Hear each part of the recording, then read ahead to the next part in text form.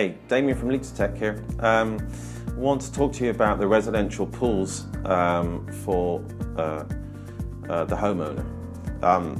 In all of these cases, when we get called for a residential property, I will tell you, even if it's assumed to be a leak to the house or a leak to a tank, we get a lot of problems with swimming pools. So if you want to try and help yourself, go to the tank for your pool. These are normally auto-fill, which means they have a float valve in the tank, and whenever there is a leak in the pool, it will just fill up.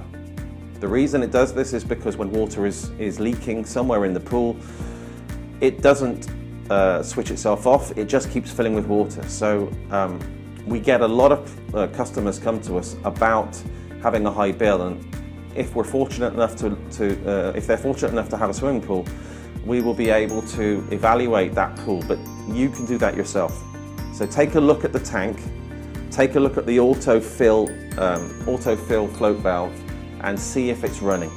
If that's happening, you've either got a leak in one of the lines of the pool, or the float valve is a problem. So get your maintenance team to take a look at this. They'll be able to rectify it fairly quickly. A lot of the time these float valves do stick or become worn. Get that replaced and then see if that was the reason for the problem. If not, then testing a pool then requires having the vacuum line, the jet line and the drain line tested, which obviously LeakDtech can help you with.